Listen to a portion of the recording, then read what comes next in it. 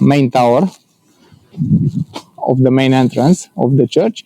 And from here you can see very well the entire construction of the church St. Nicholas, as it used to be called. Together, unfortunately, the German population is not so big as it used to be, because into the 90s, 1991, 1992, something like this, all the German population of Transylvania migrated back to Germany on the places where it was come here 1,000 years ago, their ancestors. Just because after the anti-communist revolution from Romania, which took place in 1989, they were afraid that the communists could come back. So they decided to go back to Germany into a safer place than this neighborhood of Russia. I will enter into the tower, which was given to the Catholic community of the village to be transformed into a Catholic chapel. And you can see the fragments of paintings which are still on the walls. That because that they were plastered with paint after the reform. It wasn't allowed, to have icons and these kind of images. But they take it out from under the plaster, and now here I can show you the final judgment. We are on the western wall of the wall. You can see Jesus Christ as a judge sitting on the throne. Under him, it's the cross where he was crucified, with Saint Peter and Paul guarding it. Those two saints in red dresses, and the one from the right side had a sword in his hand. Here on this wall, it's presented the hell. You can see the mouth of hell here to the right side, opened, and the black person, which is obviously a devil, leading the line of sinners to the mouth of hell. And underneath, you can see the people coming out from the graves, is the resurrection of the dead, preparing to come and to be judged by Jesus Christ.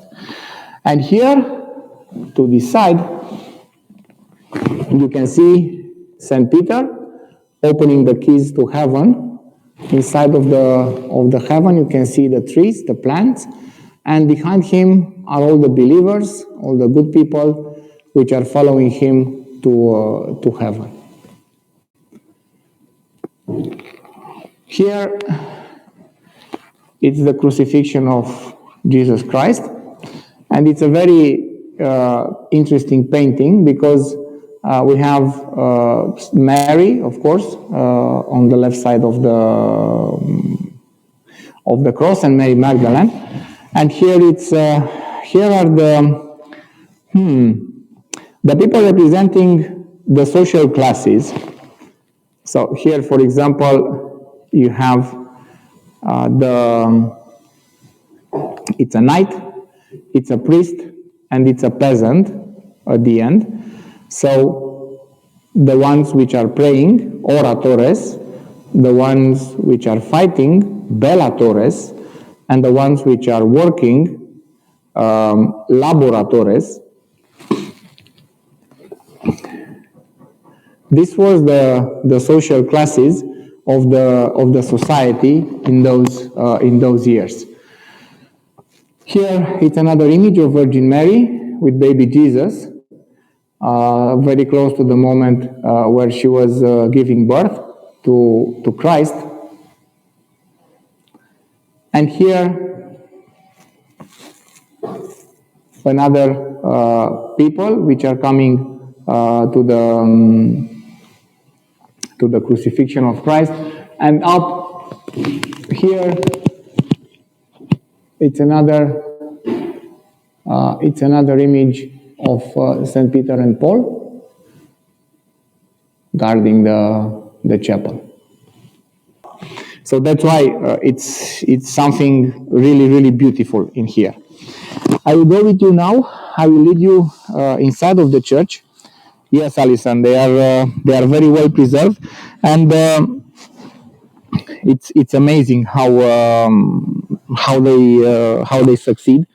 But if you want to know, for example, into the north of Romania, in Bucovina, we have churches which are painted in fresco, not only inside, but outside too. As I told you, it's a very beautiful day in this moment.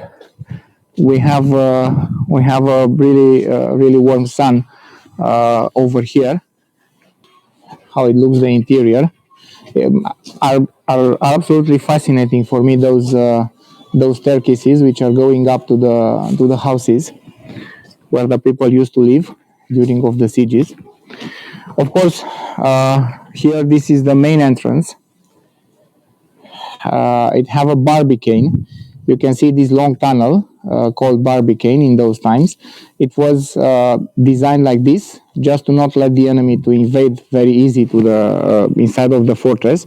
So the enemy have to stay grouped, which was much easier for the defenders to kill the enemy and to keep it outside. Water, as you will see very soon. So the water is down there. You can see my reflection on it. And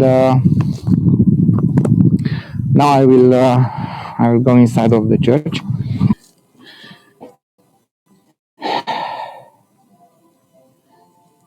It's a church which consists only into a beam of wood, nothing for your back to hold, to sustain your back. That because of the fact that the dresses of the married ladies from those times were very big, and it couldn't stay very well into their benches with those big skirts, which arrived here around the end of the 18th century, beginning of the 19th century. It's obviously the music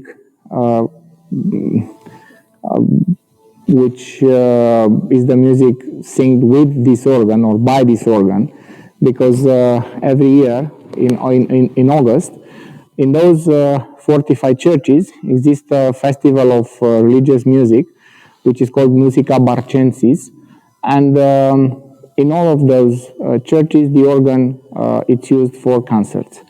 So we are also in here. Are rugs made in Turkey, made in Anatolia. One of the, unfortunately, I'm against the light, maybe like this. Are rugs made in Turkey, were very precious in those times, 1800, something like this, and of course, those rugs was an indicator of the social status of the person, being so expensive. It's carved into the bottom. And here are another inscriptions. What I want to add here is the fact that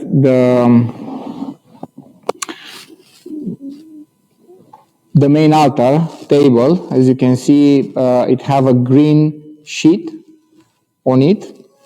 That because the color of that sheet was different during of the time.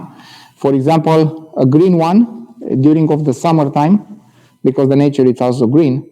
A black one during the funerals, white one during of. Okay, Auntie, thank you. Also made in Anatolia. Yes, I can do it. If you want. Okay.